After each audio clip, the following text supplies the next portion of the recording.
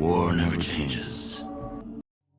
Since the dawn of humankind, when our ancestors first discovered the killing power of rock and bone, blood has been spilled in the name of everything from God to justice to simple psychotic rage.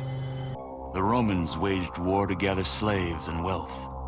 Spain built an empire from its lust for gold and territory. Hitler shaped a battered Germany into an economic superpower. In the 21st century, war was still waged over the resources that could be acquired. Only this time, the spoils of war were also its weapons: petroleum and uranium. For these resources, China would invade Alaska, the US would annex Canada, and the European Commonwealth would dissolve into quarreling, bickering nation-states bent on controlling the last remaining resources on Earth. But war never changes. In the year 2077, after millennia of armed conflict, the destructive nature of man could sustain itself no longer. The end of the world occurred pretty much as we had predicted. Too many humans, not enough space or resources to go around. The details are trivial and pointless. The reasons, as always, purely human ones. The world was plunged into an abyss of nuclear fire and radiation. The Earth was nearly wiped clean of life. A great cleansing, an atomic spark struck by human hands, quickly raged out of control. Spears of nuclear fire rained from the skies. Continents were swallowed in flames and fell beneath the boiling oceans.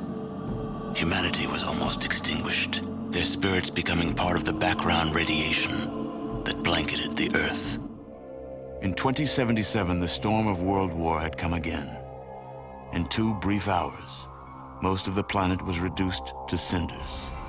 And from the ashes of nuclear devastation, a new civilization would struggle to arise. But it was not, as some had predicted, the end of the world. Instead, the apocalypse was simply the prologue to another bloody chapter of human history.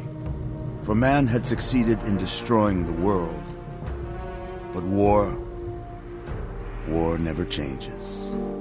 A quiet darkness fell across the planet, lasting many years. Few survived the devastation. In the early days, thousands were spared the horrors of the Holocaust by taking refuge in enormous underground shelters known as vaults. But when they emerged, they had only the hell of the wastes to greet them.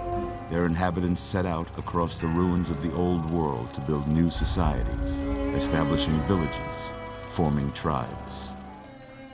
But the scars left by the war have not yet healed, and the Earth has not forgotten.